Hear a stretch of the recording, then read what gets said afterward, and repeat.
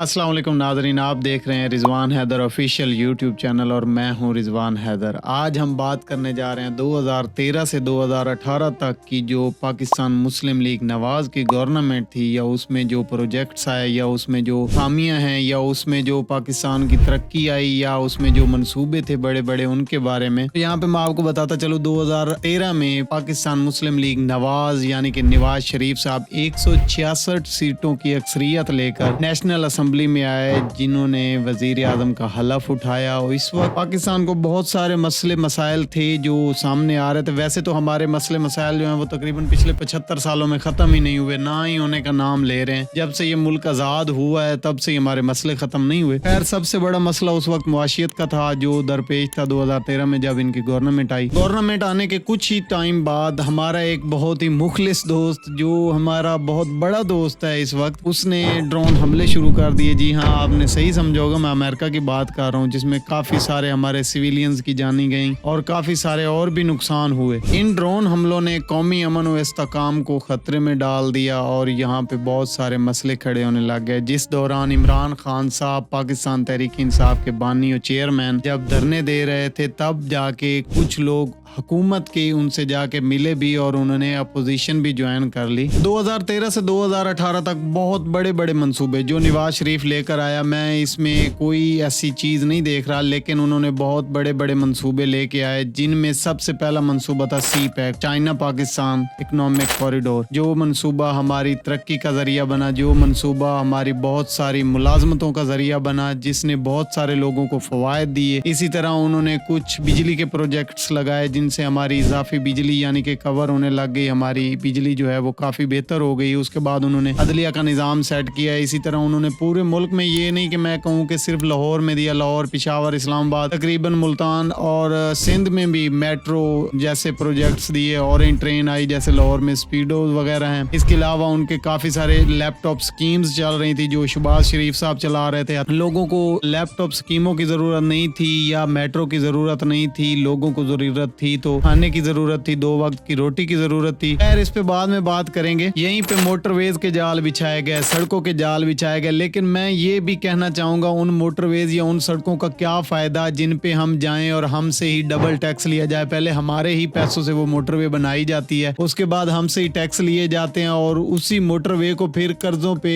उधार लिया जाता है, उन मोटरवेज को गिरवी रखकर। फिर ऐसी मोटरवेज बनाने का क्या फायदा। बेशक आप 6 एयरपोर्ट और बना दे, जब लेना ही आपने उस पर कर्जा है। और जो मेट्रोज हमने या ऑरेंज ट्रेन हमने बनाई हैं, अगर उन्होंने खसारे में ही चलना है तो उन प्रोजेक्ट्स का हमें क्या फायदा है, कौम को नुकसान ही है ना। अभी तक ये सब चल ही रहा था कि साथ में ही हमारा बहुत ही करीबी दोस्त, जो कि हम जिसको इंडिया कहते हैं, जिनका हम बहुत दिल से शुक्रिया अदा करते हैं कि वो भी हमारा एक अच्छा दोस्त है, उसने कश्मीर की LOC पर बॉर्डर पे जो हमला किया था, तकरीबन 2016 की बात है। तो तब हमें और भी मुआशी मुश्किलात का सामना था, जिनमें हमें IMF के पास जाना पड़ा और कर्जे लेने पड़े फिर से मुल्क को चलाने के लिए। इन्हीं दौरान अभी तक ये सब चल ही रहा था कि शरीफ खानदान के कुछ चीजें निकल आई, जिनमें सबसे पहली चीज थी जो उनकी मनफी असरात थे या जो भी था, उनमें पनामा पेपर लीक्स के केस थे, जो उनके पूरे खानदान के और भी बहुत सारे जो ऑफशोर कंपनियां थी और करप्शन केसेस थे, वो सामने आने लग गए। नवाज शरीफ की हुकूमत के दौरान GDP तकरीबन मुतदिल रही